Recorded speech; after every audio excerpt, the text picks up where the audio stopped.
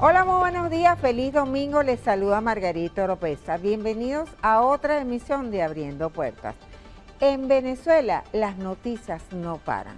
Tuvimos una semana muy informativa a pesar del asueto de carnaval. Les presentaremos una importante entrevista y en la mesa de análisis estaremos conversando sobre la energía eléctrica. Si desean interactuar con nosotros, pueden hacerlo a través de las redes sociales @Venevisión bajo la etiqueta Abriendo Puertas por Bebé. Ya estamos listos, comenzamos.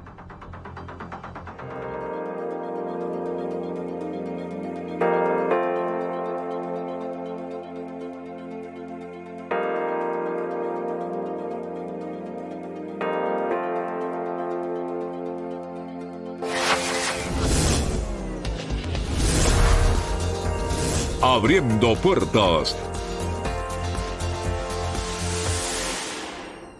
Nuestro invitado es Roberto Enríquez, miembro de la Plataforma Unitaria e integrante de la Comisión de Diálogo entre el Gobierno y la Oposición. Gracias por estar acá en Abriendo Puertas. Bienvenido. Adelante, por favor. Roberto Enríquez nació en La Candelaria, Caracas, abogado, político, exdiputado ante el Parlamento. Participó en las primarias de la oposición que se celebraron el 22 de octubre de 2023. Vamos a entrar en materia. Venezuela suspendió la oficina del Alto Comisionado de la ONU y sus funcionarios tenían 72 horas para salir, para abandonar el país. Pero vamos a ver parte de las declaraciones del canciller Iván Gil. No puede ampararse la oficina en opiniones personales y subjetivas sobre hechos determinados, cualquier hecho que se ponga en tela de juicio el correcto accionar de nuestras instituciones. Nosotros también nos preguntamos si este afán de la oficina técnica en Venezuela, violando el acuerdo que firmó, que precisamente le impide, le ordena no inmiscuirse en los asuntos que son propios de los países. Este afán también es aplicado para defender los derechos humanos del pueblo venezolano que son violados a través de las medidas coercitivas unilaterales. Como abogado y como político, ¿qué significa esta medida? No, un gran retroceso, Margarita, un retroceso terrible, lesivo para el país. Recuerda tú que eso fue un acuerdo que se hizo con la expresidenta Bachelet hace ya creo que para 2019, si mal no recuerdo, ya estaba al frente de la como alta comisionada para los derechos humanos de Naciones Unidas y eso marcó un gran avance. La posibilidad de tener esa oficina técnica precisamente para monitorear, evaluar, hacerle seguimiento a toda la situación de derechos humanos en el país y para coadyuvar en lo que fuera ir solventando y solucionando situaciones difíciles o críticas. Hoy en día nos vemos con digamos, este desplante, por decirlo de alguna manera, que lo único que sirve es para alimentar una escalada que sigue colocando a los venezolanos en una situación de vulnerabilidad lamentable. Yo tengo que rechazarla, protestarla. Creo que lo conducente y lo procedente, si había alguna incomodidad por parte del gobierno, era hacer las observaciones, las presiones, los cuestionamientos a sus instancias superiores de esta comisión técnica, pero el desparpajo, el portazo, cerrar la puerta, yo creo que es un acto primitivo, es un retroceso, es un gran error que comete el gobierno, así como está cometiendo muchos errores en materia de Estado de Derecho, de tranquilidad, de generar un clima de paz y no de zozobra.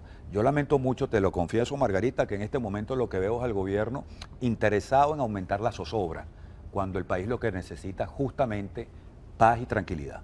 ¿Fue exagerada la decisión? absolutamente desproporcionada, como absolutamente es desproporcionado estar poniendo presos dirigentes porque pertenecen al comando de campaña de María Corina, como es desproporcionado lo que ha pasado con Rocío San Miguel.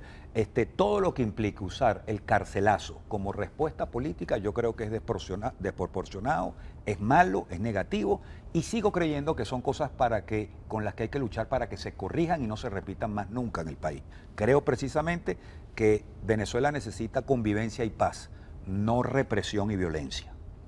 Hablando de Rocío San Miguel, el cardenal Baltasar Porras rechazó la detención de Rocío San Miguel y de sus familiares bajo el argumento de que hay que investigar las denuncias, debes tener pruebas de las denuncias.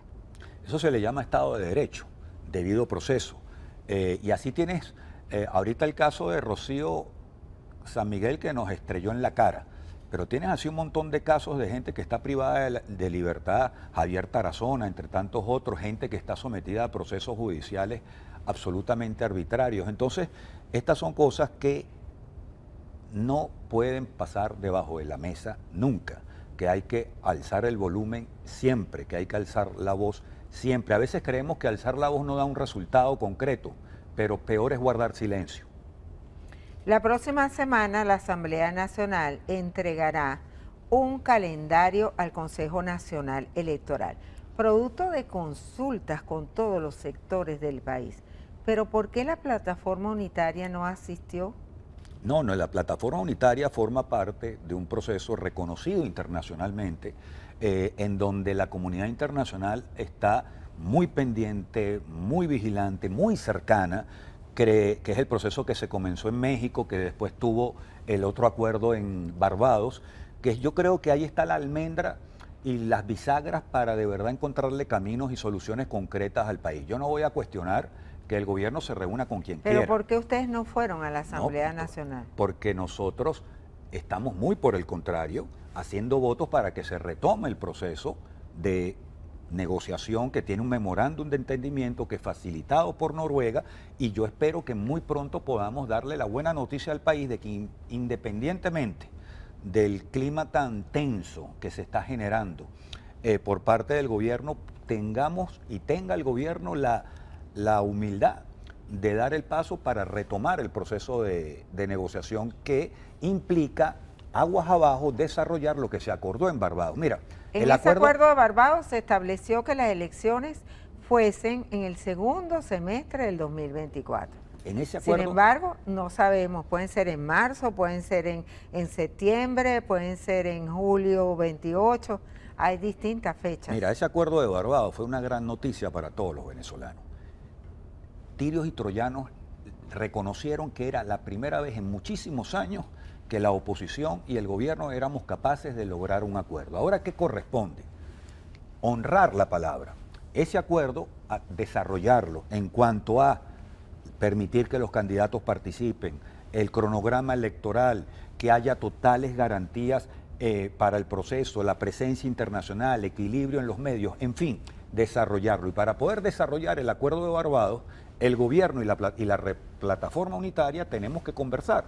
Yo te puedo decir con absoluta propiedad que en la plataforma unitaria estamos convencidos de que la vía de la negociación, del acuerdo, de procurar buenas noticias para los venezolanos es la vía correcta y la vía necesaria. De manera tal que nosotros lo que esperamos es que muy pronto podamos retomar el proceso de negociación que tuvo un capítulo importantísimo en Barbados, pero que necesitamos, que el país necesita, que se desarrolle, que se concrete para poder presentar un cronograma y unas elecciones presidenciales que le generen confianza a todos los venezolanos y naturalmente que sean reconocidas internacionalmente. Para la plataforma unitaria, ¿cuál es el mes más conveniente para hacer las elecciones presidenciales?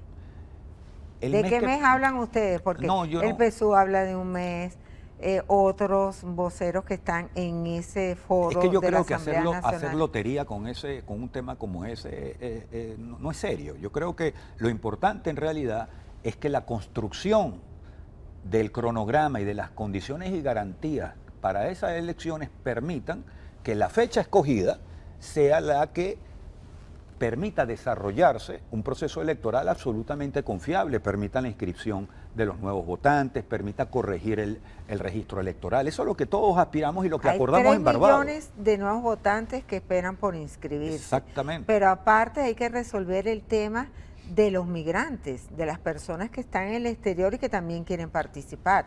Y los migrantes, eso se habló en los acuerdos de Barbados. Totalmente, y las migraciones internas. Tienes un montón de venezolanos que están en centros de votación donde no residen, donde no se inscribieron. Entonces, todo eso hay que sanearlo y yo prefiero hablar de tener un proceso sano, confiable, creíble para todo el país antes de estar haciendo juegos de adivinanza con una fecha. Yo creo que la fecha debe ser el resultado de un proceso que le genere confianza a todos los venezolanos. Ahora, el tiempo corre y hay un ultimátum por parte de Estados Unidos que en abril suspendería el alivio de las sanciones en materia de petróleo y gas. ¿Qué hacer? Hay un ultimátum. No, pues, mira, primero, yo no soy vocero de otro país, yo soy vocero de la oposición democrática en este caso, y lo que nosotros nos toca es procurar y hacer todo el esfuerzo para que seamos capaces de ponernos de acuerdo. La palabra acuerdo no se puede seguir satanizando, no se puede seguir poniéndole adjetivos descalificativos y cuestionamientos a quienes procuramos lograr un acuerdo que le sirva a los venezolanos votar en libertad, pero que también nos permita mirar la Venezuela después de las elecciones presidenciales de una manera en la que sintamos que todos cabemos en ese país. Yo creo que la gran tarea que tenemos particularmente quienes estamos en el proceso de negociación y quienes nos corresponde acompañar a nuestra candidata, a María Corina, nuestra tarea en este momento es procurar que ese acuerdo se produzca. Y créeme, Margarita, que estamos poniéndole un mundo, que estamos a la expectativa, que lo que toca es al gobierno, al coordinador, al jefe de la delegación del gobierno, dar el paso para que nos podamos sentar en el marco de un proceso que tiene unas reglas de juego, que tiene unos pactos, que tiene unos compromisos y que todos estamos estamos en el deber, mejor dicho, de honrar el gobierno y nosotros. ¿Están en riesgo los acuerdos de Barbados? No me responda ahorita. Nos acompaña Roberto Enríquez, miembro de la Plataforma Unitaria e integrante de la Comisión de Diálogo entre el Gobierno y la Oposición. Ya venimos, quédese allí en Abriendo Puertas. Abriendo Puertas. Se ha generado un clima de tensión sobre los acuerdos de Barbados. ¿Están en peligro? Bueno, es que cada vez que se patee, cada vez que se utilice los medios de comunicación para agredir, ofender, cada vez que se abusa del poder, por supuesto que se ponen en peligro los acuerdos. Ahora, yo prefiero apuntalar la idea y creo que hay mucha conciencia y mucha madurez nacional, Margarita, de que el país sabe muy bien que Venezuela necesita ponerse de acuerdo. Ahora, eso no implica que nosotros no vamos a denunciar cuando haya algo que nos parece que violenta los acuerdos, que haya alguna violación parcial. Estamos esperando que se reactive el mecanismo para insistir que el pueblo venezolano, yo participé en esas primarias, Margarita, y ahí el pueblo venezolano el 22 de octubre dio un mandato, y no le dio un mandato solo a María Corina Machado, nos dio un mandato a todos quienes competimos ahí, y yo tengo un deber como dirigente de actuar con lealtad al mandato que nos dio ese venezolano, ese pueblo, y que fue acompañar y respaldar a nuestra candidata. Bueno, hoy en día tenemos una gran incertidumbre porque a la fecha no se ha podido resolver su situación. Eso es una materia pendiente de Barbados. Quedan otras materias pendientes, pero te adelanto que el lugar y el espacio para dirimir, para resolver, es precisamente ese proceso de negociación, porque mientras tanto nuestra candidata va a seguir haciendo campaña. Yo vengo ahorita de Falcón, de Maracaibo, de juramentar los comanditos de campaña. Es decir, por un lado vamos a estar haciendo el esfuerzo para procurar un acuerdo que le haga bien al país, un acuerdo que sea bueno solo para el gobierno o que sea bueno solo para la oposición, no sirve para nada, porque al final no va a ser un acuerdo. El acuerdo tiene que privilegiar el derecho de los venezolanos a tener unas elecciones libres, pero también el derecho de los venezolanos a saber que después de esas elecciones vamos a tener un país unido y que va a echar para adelante. Y de eso se trata. En relación a ese punto, llegado el momento, la candidata no se puede inscribir. qué va a hacer la plataforma unitaria. Mira, yo parto de una premisa, que yo siento, Margarita, que cada vez que yo por lo menos abra una sola fisura para discutir ese tema, estoy debilitando a mi candidata. Hoy nosotros tenemos una candidata que se llama María Corina Machado y punto. Y mi deber es defender esa candidatura. Cada vez que yo abra, si yo abro la posibilidad de dar esta discusión, y más aún en un programa tan importante como este, estoy debilitando a mi candidata. No, mi lucha es para que la habiliten. Y el esfuerzo que la plataforma y que mi partido y que la Unidad Democrática está haciendo es para que esa candidata que no escogí yo, que la escogieron los venezolanos el 22 de octubre, pueda participar en las elecciones y ser la próxima presidenta de Venezuela. Hay cosas estratégicas que discutiremos en los lugares que corresponden, pero yo siento que debilito la candidatura y debilito la lucha si me abro a esta discusión que tú, como corresponde, me la planteas, pero también como corresponde, yo no puedo y le voy a hacer aceptar el reto. Una pregunta relacionada. El gobernador de Barinas, Sergio Garrido, planteó la posibilidad de que a nivel nacional se haga lo mismo que se hizo en esa entidad. 3 inhabilitados y se escogió una cuarta persona que sí pudo competir y que sí ganó en la gobernación de Barinas. ¿Eso también ustedes están cerrados a eso? Mira, te voy a hablar muy claro. Nosotros de la ruta electoral no nos vamos a salir porque, mira, yo no soy un genio en matemática, pero yo sé que 80 más que 20. Y hay un 80% de venezolanos que quiere cambio y no lo vamos a dejar huérfano. Lo que no voy a hacer, y creo con el debido respeto por Sergio, que es mi amigo, creo que abrir ese debate cuando todavía estamos luchando por la habilitación de María Corina no me parece acertado. Ahorita mi lucha, la lucha de la plataforma, la lucha de los demócratas cristianos, es lograr que esa candidata que escogieron los venezolanos pueda participar. Y de allí no me puedo salir. Volvemos al calendario electoral que está elaborando la Asamblea Nacional. Parece ser que es un calendario bastante amplio. Jorge Rodríguez ha hablado incluso de la posibilidad de que allí se especifique un financiamiento para los partidos políticos. ¿Está de acuerdo con eso?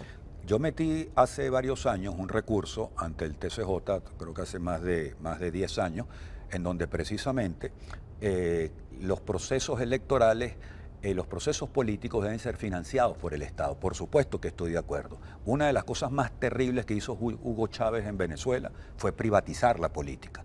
Cuando Hugo Chávez le quitó financiamiento a los partidos políticos, la puso en manos de grupos económicos, de grupos de interés y no en manos del pueblo venezolano, y le quitó carácter popular a los procesos políticos. Yo creo que más bien el financiamiento de la actividad política es fundamental porque es una manera de democratizarla. Si tú le quitas financiamiento público a los procesos políticos, lo estás poniendo en manos de los ricos, en manos de los banqueros y en manos de sectores que están muy distantes de los intereses populares. Eso lo hizo Hugo Chávez justamente, quitarle al pueblo venezolano el derecho a que los procesos políticos tengan financiamiento público y se lo entregó a quienes tenían plata. Uno de los puntos de tranca es la observación internacional y también la Asamblea va a fijar su posición.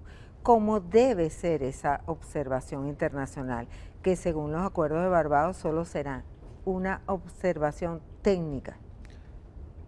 Lo cual es muy importante. La observación internacional, tanto de la Unión Europea, Centro Carter y toda una instancia, incluso africana, si mal no recuerdo, aparece en el Acuerdo de Barbados, la presencia de todas esas instancias que tienen la experticia, que tienen el conocimiento, que tienen muchísima experiencia y profesionalismo para observar, monitorear y ayudar a que esos procesos se realicen de forma confiable y fidedigna, es clave. Venezuela no puede estar aislada del mundo en un proceso electoral, a la machimberra, no. Lo que queremos fue lo que se acordó en Barbados, que el proceso electoral esté abierto a la observación, a la mirada internacional para que justamente sea confiable. Yo creo que esos son logros del Acuerdo de Barbados, por cierto, y creo que lo importante es que eso se pueda cristalizar. Y por eso tenemos que seguir fajados en lograr que ese cronograma, que ese proceso permita la presencia de la observación internacional en las elecciones presidenciales, tanto en los pasos previos como el día y como posteriormente.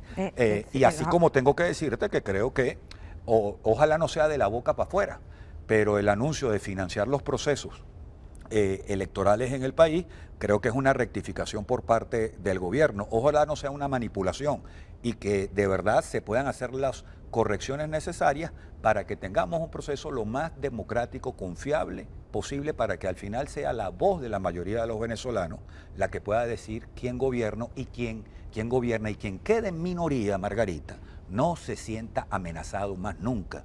Yo en lo personal estoy harto de un país en donde por tú perder unas elecciones pasas a ser un amenazado, te sientes con temor, y eso no puede ocurrir más nunca en el país. Yo no lo quiero ni para nosotros, pero tampoco lo quiero para el chavismo, y es el mensaje que aprovecho en esta tribuna para mandarte, que quien pierda la elección sepa que en este país puede vivir, puede organizarse para regresar al poder en la alternancia democrática, si así lo decide la mayoría de los venezolanos, y que perder una elección no signifique estar en una especie de capiti diminucio, estar en una especie de situación de vulnerabilidad, de temor a no saber cuándo te van a poner preso, cuándo te van a poner una demanda.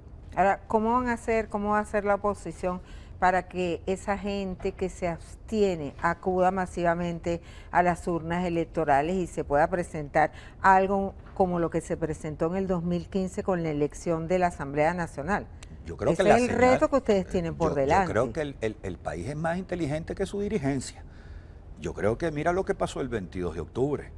Fue bellísima la presencia de la gente, y estoy convencido de que eso se va a exponenciar en muchísimo más el día de las presidenciales. Hay una gran conciencia nacional de que ejercer el derecho al voto para producir un cambio es la herramienta que tienen los venezolanos para lograr esa aspiración, ese sueño. Y por eso es que hay que defender tanto que haya unas elecciones limpias y confiables, y por eso es que a nosotros, la dirigencia, lo que nos pide el país, que es unidad y no salirnos de la ruta. Y yo te aseguro, estoy convencido de que de la ruta no nos vamos a salir, y la ruta es galvanizar la victoria que se inició el 22 de octubre con una gran victoria democrática en las elecciones presidenciales. ¿Usted cree que volverán a sentarse la comisión de diálogo entre el gobierno y la oposición? Yo creo que es una necesidad para el país.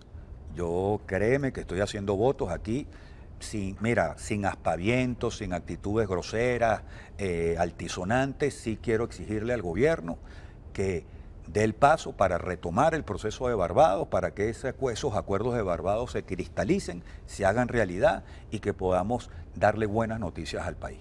El presidente Maduro nombró madrinas y padrinos en todos los estados, algo así como la figura del protector.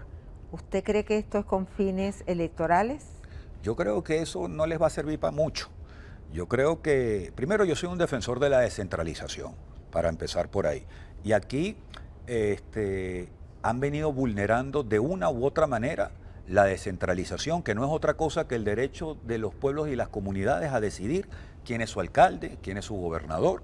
Eso por una parte. Y si es una estrategia electoral, yo creo que la gestión del gobierno ha sido tan precaria, tan mala, que honestamente creo que ni que nombren madrinas, padrinos, ángeles de la guardia, no les va a dar para lograr mantener el poder, y creo que el pueblo venezolano democráticamente, electoralmente, va a dar un mensaje muy claro el día de las presidenciales para que salgan del poder y pasen a la oposición, y el deber nuestro es contribuir con mucha madurez, con mucha seriedad, para que la Venezuela que viene no sea una Venezuela de perseguidos más nunca, sino sea una Venezuela en donde, más allá de los antagonismos, de la crispación, la diferencia normal del debate político, del debate ideológico, no implique nunca un carácter penal, judicial ni policial. Saquemos a la policía de la política y metamos la paz y las ideas dentro de la política. Creo que es la Venezuela que debemos construir en el futuro.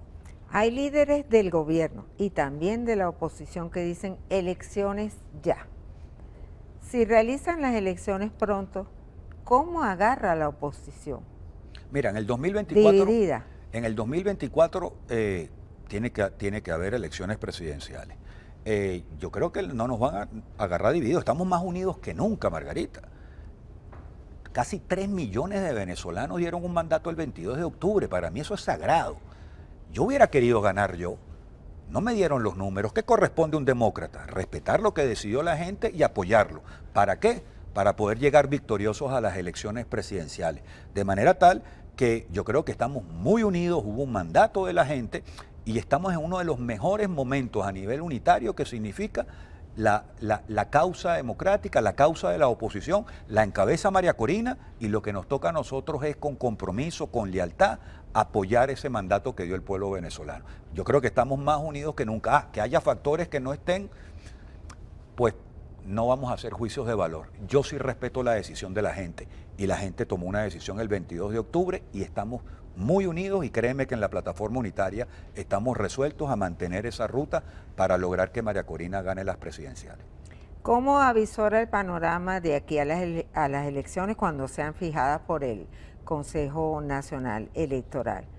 Un clima de tensión, varios candidatos de la oposición, María Corina Machado inscrita en el Consejo Nacional Electoral. ¿Cómo ve el panorama? Para eso estamos trabajando. Por supuesto que yo,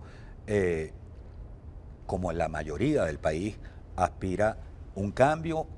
Si soñamos con ver a María Corina inscrita, estamos trabajando, juramentando, como te conté. Yo vengo de recorrer el país juramentando comanditos.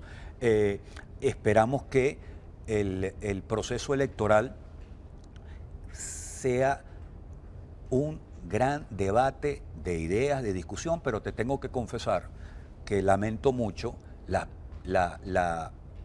violencia, que a veces creo que en el gobierno o en el oficialismo, como tú lo quieras llamar, hay sectores que les interesa tener al país convulsionado, tensionado, que creen que en vez de intercambiar ideas es mejor intercambiar puñetazos, botellazos, pero creo que son una minoría.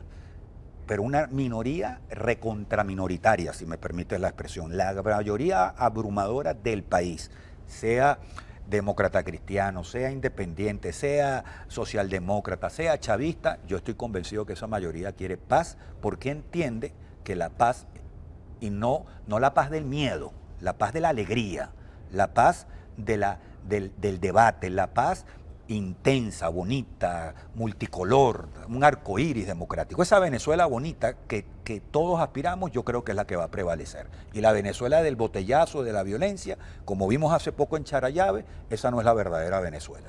Muchísimas gracias por aceptar nuestra invitación. Nos acompañó Roberto Enríquez, integrante de la Plataforma Unitaria, miembro de la Comisión de Diálogo entre el Gobierno y la Oposición. Y en la próxima parte, no se pierdan, nuestra mesa de análisis con expertos en la materia para hablar sobre la energía eléctrica. Ya venimos abriendo puertas, quédese allí. Abriendo puertas. Entre diciembre del 2023 y enero del 2024 han ocurrido más de 5.000 apagones en todo el país o bajas de energía. ¿Por qué se va tanto la luz en Venezuela? Este es el tema de nuestra mesa de análisis en el día de hoy. Nos acompañan el diputado ante la Asamblea Nacional, Óscar Ronderos, y Jesús Armas, coordinador de Monitor Ciudad. No es un tema nuevo en Venezuela y lo importante es conocer un diagnóstico. ¿Por qué se va tanto la luz? No sé cuál de los dos quiere primero comenzar. Hay un gran problema de generación, hay un déficit más o menos de 1.000 megavatios en Venezuela que no se están produciendo. Lo único que hoy genera electricidad en Venezuela es la vieja planta de Guri, es la única fuente de generación de electricidad de manera masiva, de manera importante. Lo otro son unas pocas plantas termoeléctricas del parque termoeléctrico que funcionan en el país, de muchas que se compraron y se instalaron y que en la mayoría hoy no funcionan. Las pocas termoeléctricas que funcionan suplen de alguna manera las necesidades de las deficiencias de Guri, que es el único del sistema Caroní que está funcionando, que es la única planta del sistema Caroní que está funcionando, que es energía limpia, que es energía hidroeléctrica como consecuencia del caudal del río Caroní. Pero las otras obras, por ejemplo, Tocomán nunca se terminó, las otras obras de materia de energía hidroeléctrica en el Caroní no se terminaron, en consecuencia lo único que sigue produciendo energía es el Guri que se construyó ocurrió durante los tiempos de la democracia civil y al día de hoy este gobierno no puede exhibir en 25 años una obra de generación de energía importante. Tan solo el cementerio de obras de termoeléctricas compradas y sobrepagadas en algunos casos, que hoy en su mayoría no funcionan en Venezuela. ¿Y qué ha pasado? Porque esto no ha arrancado. Bueno, de eso hay miles de investigaciones. Se hizo una investigación en la Asamblea Nacional 2015, se ha hecho la investigación, pero lo cierto es que la gente sigue padeciendo el tema de la deficiencia del sistema de servicio eléctrico como consecuencia de la falta de generación de esos 1000 megavatios que no están. Y mientras más lejos de Guri se encuentra la persona en el país, más difícil cuesta que esa red de transmisión le lleve energía. Por ejemplo, la gente que vive en el Zulia, la gente que vive en Táchira, Mérida, Trujillo, padecen una situación terrible de energía mucho peor que la que vivimos en el centro de los que vivimos en el centro del país, o las del oriente venezolano, que también es bastante complicada. Exacto.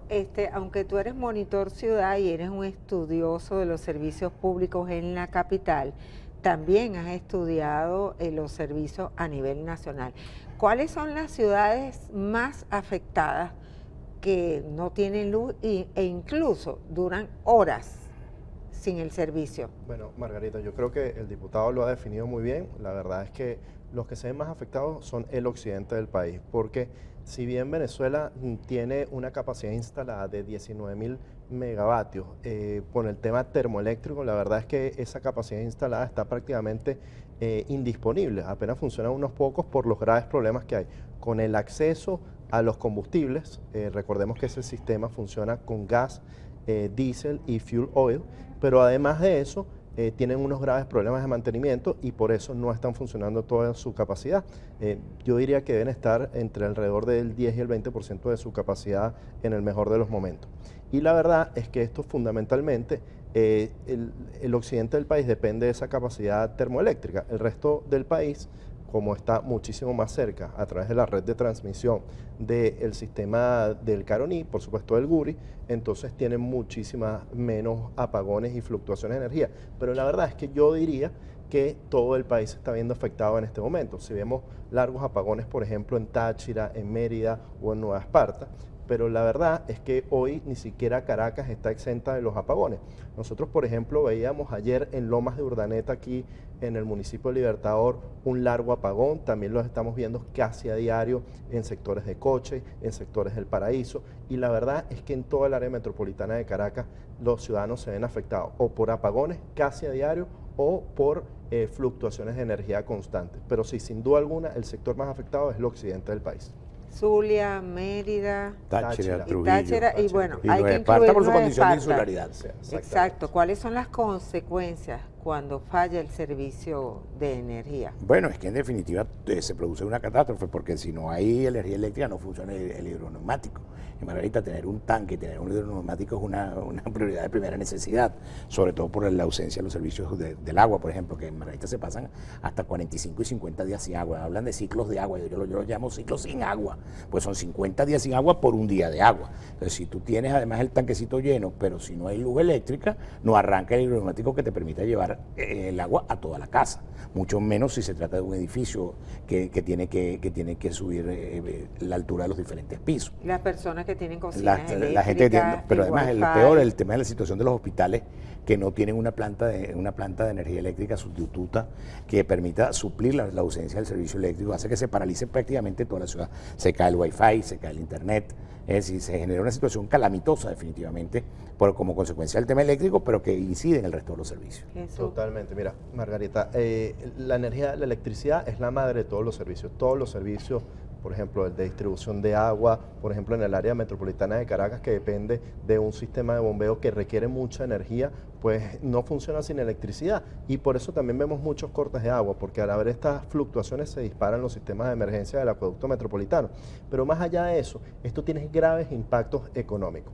Por ejemplo, la principal industria del país es sin duda alguna la industria petrolera, y la industria petrolera es intensiva en consumo de electricidad. Entonces, mientras nosotros no tengamos o no podamos rehabilitar el sistema eléctrico nacional, nosotros no vamos a poder aumentar de manera significativa la producción petrolera en nuestro país. Por eso ahora vemos que no hemos podido llegar desde hace muchísimos meses al 1.000.000 de barriles de petróleo, ni siquiera hoy con las licencias que se le otorgó a la industria petrolera venezolana. Entonces, la verdad es que no solamente es en la industria petrolera venezolana, sino en el día a día de la economía de la gente. Es decir, en un país donde el efectivo escasea, la gente fundamentalmente depende de pagos electrónicos, de poder usar su tarjeta de débito. Entonces, los comercios dejan de funcionar, los chamos dejan de estudiar porque sin electricidad, ¿cómo haces? La gente deja de trabajar, sobre todo y que hay tantos trabajos que dependen de la electrónica, de lo digital, y por supuesto son graves consecuencias desde el punto de vista del acceso a agua potable y del acceso a la salud. En el 2009, el entonces presidente Hugo Chávez había declarado la emergencia a nivel nacional. Esos planes no se desarrollaron. La declaratoria de emergencia y la declaratoria de nacionalización del sistema eléctrico nacional ha sido nuestra gran catástrofe desde el punto de vista eléctrico. Para que se tome cualquier decisión en materia eléctrica en Nueva Esparta, en Táchira, en Mérida o en el Zulia, tiene que pasar por una decisión del Ministerio de Energía Eléctrica y de Corpoelec aquí en Caracas. En consecuencia, ese proceso de descentralización exitoso que había funcionado y ese proceso de privatización exitoso en las regiones donde había algunas empresas privadas incluso que distribuían el servicio eléctrico en Margarita, en el Zulia, en Caracas, que eran exitosos, definitivamente se dio al traste con ese proceso de presunta emergencia y ese proceso de nacionalización, y ese proceso de emergencia se convirtió en un gran latrocinio con la compra de máquinas usadas, con la compra de máquinas inservibles, y ahí está ese cementerio de máquinas termoeléctricas que hoy no le sirven a nadie. ¿Debe ser privatizada la industria energética en el país? De energía eléctrica. Sin duda alguna. Mira, hay muchas cosas que hacer con el tema de la industria eléctrica y de la industria energética en general. El año pasado, Margarita, nosotros publicamos un libro que se llama Energía y Dignidad Humana, donde contábamos cuál es nuestra visión para el tema de la industria energética en Venezuela, y hay un capítulo especial con el tema eléctrico donde planteamos la privatización del sistema eléctrico nacional. Y no es tan solo la privatización, sino además la separación de las etapas. Desde que Chávez decretó la estatización del servicio eléctrico y que todo lo controlase Corpoelec, se dejó de dividir las etapas. Entonces nosotros necesitamos que haya competencia en la generación, que podamos tener muchas compañías generando electricidad en nuestro país, que podamos tener un sistema privado de transmisión, aunque podría ser público. Competencia. En el nivel de generación que exista competencia, el nivel de transmisión es mucho más difícil porque, bueno, solamente tienes una sola red de transmisión. Exacto, una sola red de transmisión. Sin embargo, puede ser administrada por un privado, como en el caso de Perú, que funciona muy bien, y que pudiésemos tener también competencia en el tema de la comercialización de la electricidad en el país, como pasa en distintos países de Latinoamérica, muchísimo en Europa y en Estados Unidos. Es decir, nosotros no estamos proponiendo nada nuevo ni que vaya en contra del progreso, todo lo contrario. Nosotros en estamos Colombia, por ejemplo, sin ir muy lejos, el que quiera montar una planta termoeléctrica o quien quiera montar una planta solar o una planta eólica en su casa la puede montar totalmente. Para autoabastecerse, y si le sobra se la puede vender al Estado o a cualquier otro privado. Y el Estado debe tener un rol regulador, mientras que el mercado debe encargarse de poder proporcionar los servicios porque lo hace de manera más barata, muchísimo más eficiente. Tenemos que hacer una pausa. En la próxima parte continuaremos debatiendo sobre este tema tan importante para los venezolanos. ¿Por qué se va tanto la luz? Ya venimos en Abriendo Puertas. Abriendo Puertas. Continuamos en Abriendo Puertas en la mesa de análisis conversando sobre los apagones o bajas de energía eléctrica. Oscar, tú... Pero te decía que esta situación se produce en medio de una parálisis del aparato productivo nacional, donde la mayoría de las zonas industriales del país están paralizadas como consecuencia de la situación económica del país. Yo decía, por ejemplo, que si tú prendes Sidor, tienes que apagar la ciudad de Puerto Ordaz, porque no hay capacidad para suplir ambas cosas. Si tú prendes la zona industrial de Valencia, tienes que apagar la ciudad de Valencia como dormitorio. En consecuencia, pues pareciera que tenemos que prepararnos para mejorar el sistema de tal manera que cuando venga la demanda de energía necesaria porque se reactiven esos aparatos industriales, tengamos la capacidad suficiente de poderlos atender y no dejar a la gente sin luz porque prendamos Sidor o porque prendamos la zona industrial de Valencia. Jesús, ¿cuáles son las causas? Mira, el primer tema tiene que ver, por supuesto, con lo que mencionaba el diputado, que es la estatización del sistema y la forma como está la gobernanza el día de hoy. El hecho de concentrar todo en una sola empresa. Lo segundo tiene que ver con el tema de la falta de transparencia en el manejo de las finanzas allí. Claramente se han hecho inversiones que no han rendido el fruto que deberían.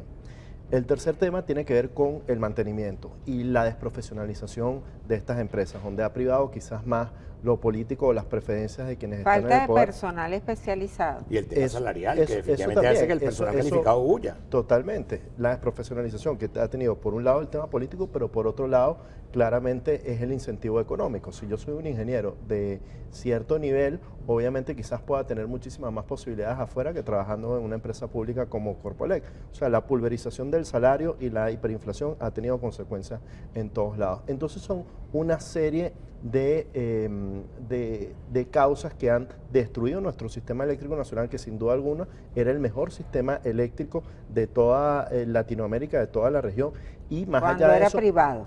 cuando era mixto. Era mixto. Nosotros teníamos, por ejemplo, empresas como la Electricidad de Caracas que funcionaban al mismo tiempo que empresas nacionales.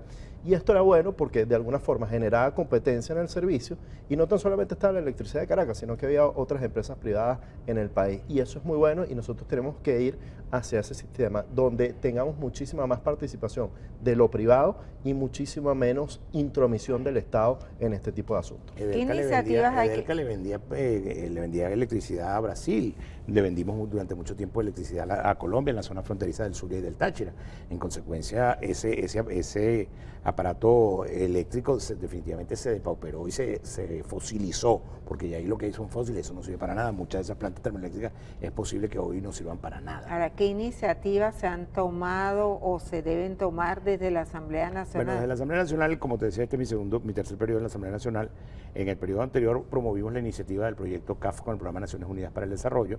Era un proyecto político y de servicios. Político porque implicaba amarrar la voluntad política del gobierno que no reconocía a la Asamblea Nacional y amarrar la voluntad política de la Asamblea Nacional que no reconocía al gobierno. Era una operación cruzada. La CAF se prestó a poner estábamos hablando de 250 mil millones de dólares. Ese era el plan para reponer. Era un plan de emergencia directamente a varios estados. Y estaba dirigido al Zulia, Táchira, Mérida, los estados donde se detectó que era la mayor gravedad del caso. Pero además iba como con planes de soluciones inmediatas. O sea, no era un plan de fortalecer lo que estaba, ni un plan de reparar un tornillo, ni de reparar una máquina, sino un plan de colocación de máquinas de arranque rápido que pudieran meter, por ejemplo, en el caso del Zulia, se requerían creo que 8 máquinas que metían más o menos 2.000 megavatios en el estado Zulia, que prácticamente ponían al Zulia a funcionar del todo. En el caso de Nueva Esparta se estaba planteando la reparación de la Luisa Cáceres Arizmendi y unas máquinas de arranque rápido que permitieran solventar el tema de la isla, porque en el caso de la isla tenemos dos fuentes de energía, el cable submarino que viene de tierra firme y que viene de Guri, y las dos plantas termoeléctricas que son, se supone, generadoras dentro de la propia isla. Si la isla tuviera esas dos plantas en óptimas condiciones, no requeriría del cable submarino y esa energía que no llega, Margarita, por el cable submarino porque no se necesita. Si las plantas estuvieran funcionando bien, podría venir al resto del país y podrían llegar hasta el Zulia y podría llegar hasta el Táchira o hasta Mérida. Entonces es un tema también de distribución y es un tema de mantenimiento, es un tema de inversión en el tema, porque hoy es imposible conseguir un financiamiento internacional, visto cómo está el país bloqueado, conseguir un financiamiento internacional para estos proyectos que son de grandes cantidades de dinero. Pero ¿qué ha pasado? Porque el presupuesto de la nación destina una parte para la electricidad. ¿Qué ha pasado? Bueno, que tenemos un presupuesto con la destrucción del 91% del Producto Interno Bruto.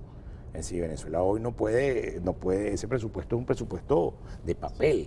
A ver, Margarita, la verdad es que nosotros perdimos el 80% de nuestro PIB en los últimos años. Y frente a esa pérdida del PIB, además, le sumamos la falta de transparencia, todos los casos de corrupción que se han visto en torno al sistema eléctrico nacional, que han sido algunos de los más grandes.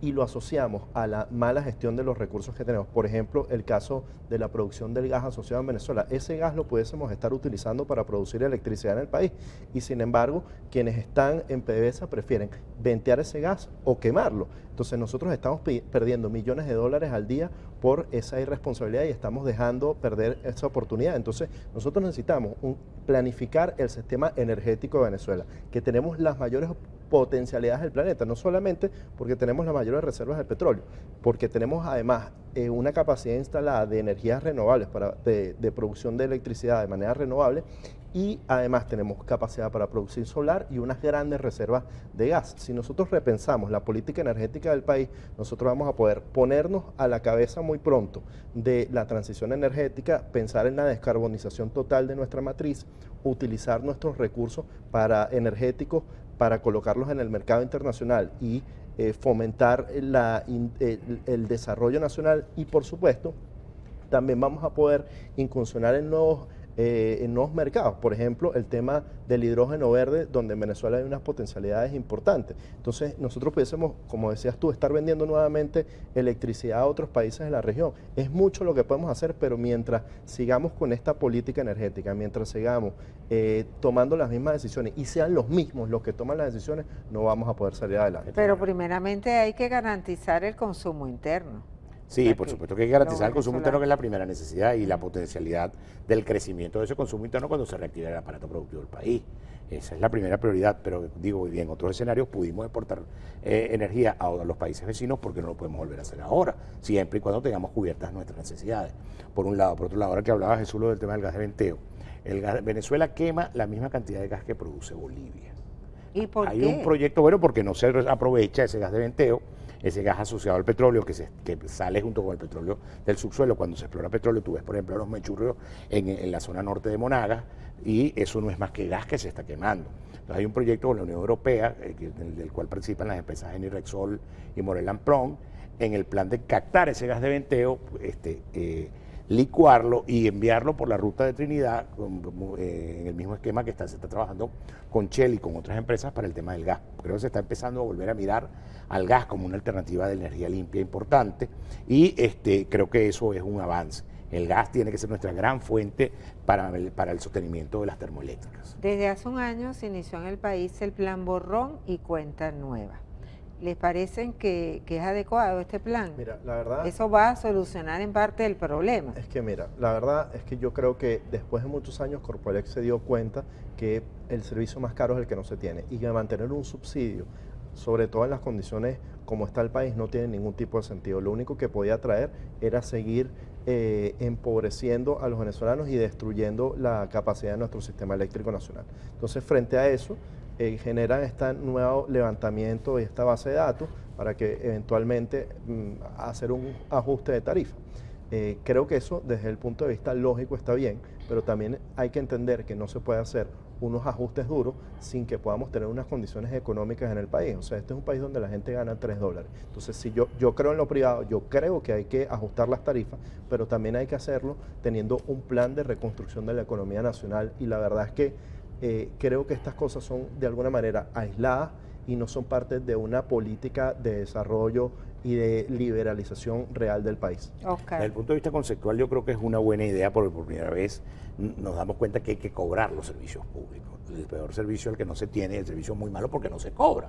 Si no te cuesta nada, ¿cómo lo sostienes? ¿Cómo le das mantenimiento? ¿Cómo haces inversión en el propio servicio? Entonces, bueno, creo que hay una rectificación por parte del gobierno diciendo, bueno, hay que cobrar el servicio eléctrico. ¿Cómo hago para no cobrarte todo lo que me debes el tiempo que no me has pagado? Bueno, borrón y cuenta nueva. Borramos todo lo que me debes de aquí para atrás y me empiezas a pagar desde ahora. El tema es que las tarifas puedan subir para la gente que no estaba acostumbrada a pagar, y que hay que establecer un esquema tarifario que atienda necesariamente a la condición económica de cada uno de los sectores. No puede ser el mismo cobro para un sector comercial, para un sector industrial, que para el sector residencial de clase media baja. Bueno, muchísimas gracias por estar aquí en Abriendo Puertas. Será hasta una próxima oportunidad. Oscar Ronderos, diputado ante la Asamblea Nacional, y Jesús Armas. Y a ustedes, amigos, la invitación es para que nos sintonicen el próximo domingo a las 8 de la mañana por aquí por Venevisión, Abriendo Puertas, pendientes.